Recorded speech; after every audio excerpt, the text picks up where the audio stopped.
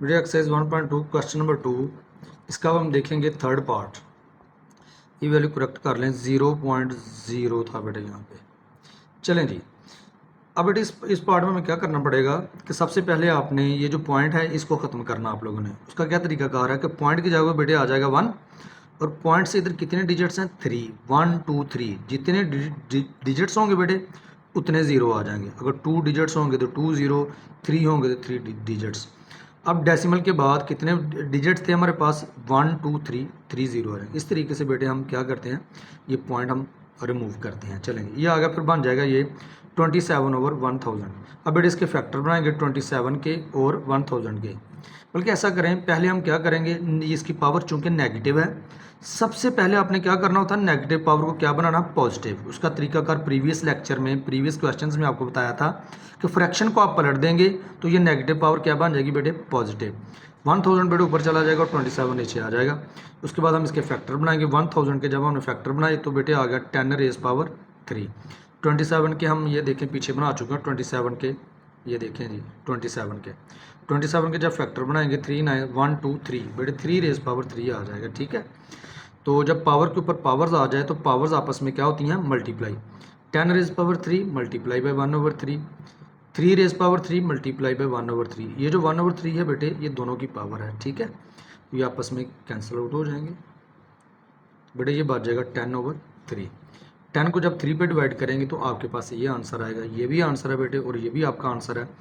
आप देख लेना कि आपकी टेक्स्ट बुक पे कौन सा आंसर लिखा। 3 3 आर 9 और रिमाइंडर बेटे 1 आ जाएगा। इसको कैसे लिखते हैं, 3 होल 1/3। अब नेक्स्ट आपका पार्ट नंबर 4।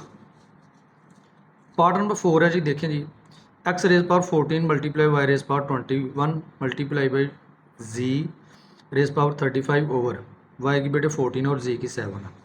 ये देखिए जी पार्ट नंबर 4, आपको प्रीवियस लेक्चर में भी बताया था आप लोगों को। आपने क्या करना है जी, सबसे पहले क्या करना है कि आपने देखना है कि जैसे ये देखें, ये बेसिस सेम है ना बेटे, ये भी y है, ये भी y है, ये भी z है, ये भी क्या है z। अगर बेसिस सेम हो और दरमियान में डिवीजन का साइन हो तो मैंने कहा था कि छोटी पावर को चेंज करना है। कैसे चेंज करना है, अगर नीचे वाली जैसे ये देखें ये 14 है और ये क्या है 21, ओके, तो ये पावर छोटी है ना, तो इसको चेंज करेंगे। चेंज कैसे करेंगे, इसको ऊपर ले जाएंगे। जब इसको ऊपर शिफ्ट करेंगे तो बेटे ये प्लस है तो माइनस हो जाएगा। इसी तरह ये देखें जी है बेस, यहाँ पे भी जी है बेस, बेसिस सेम है। अब दोनों में से देखनी होती है पावर किसकी छोटी है। ये देखें नीचे पावर छोटी है ना, इसको चेंज करेंगे कैसे, इसको ऊपर ले जाएंगे।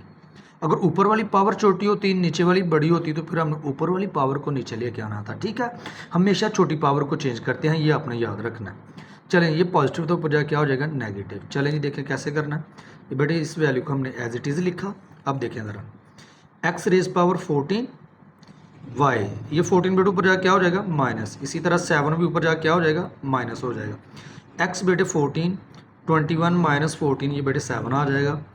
35 माइनस 7 ये z की पावर आ जाएगी 28।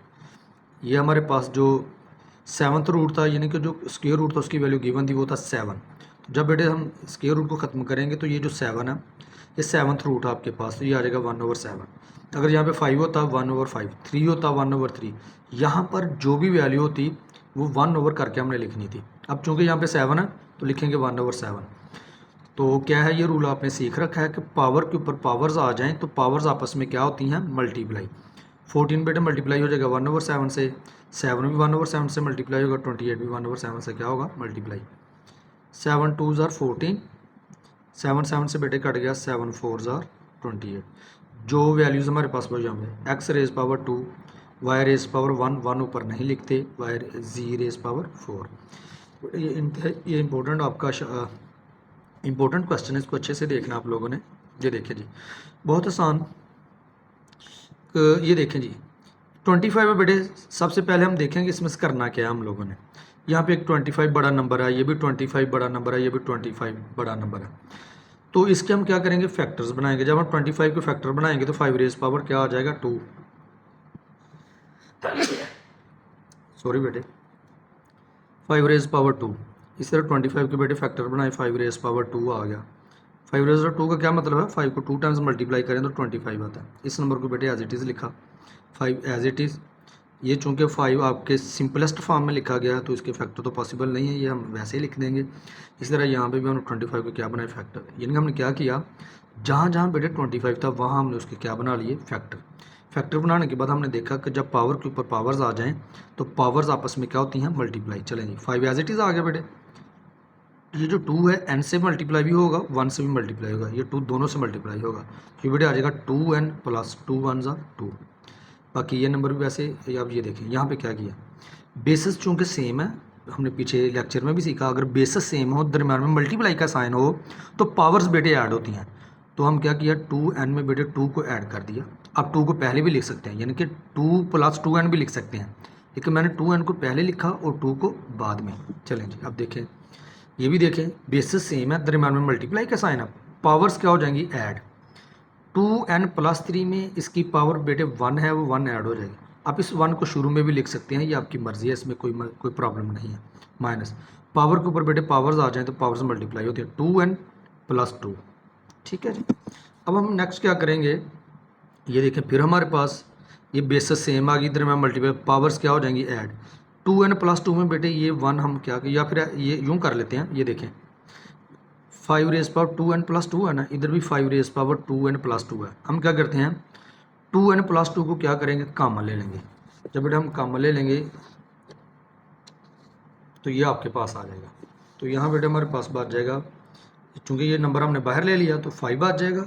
ये देखिए 5 आ गया आपके पास, ये माइनस, चूँकि ये सारी टर्म बाहर है तो इसकी जगह पे बेटे 1 आ जाएगा। ठीक हो गया जी, ये देखिए 1। अब नीचे क्या किया हमने कि इनको हमने बेटे ऐड किया, ये देखिए 2n प्लस 3 प्लस 1 क्या हो जाएगा, 4। ये देखें यहाँ पे 4 आ गया। उसके बाद इस नंबर को बेटे एज इट इज़ लिखा हमने, ये देखें। अब हम क्या करेंगे कि ये देखें जी, इनमें से भी 2n प्लस 2 है ना, 2n प्लस 4 है, इसका मतलब इनमें से भी कॉमन आ रहा है 5 की पावर 2n। इधर 2 है तो इधर 4 में भी तो 2 आता है ना, इसका मतलब 5 रेज़ पावर 2n प्लस 2 हम क्या कर सकते हैं, कॉमन ले सकते हैं।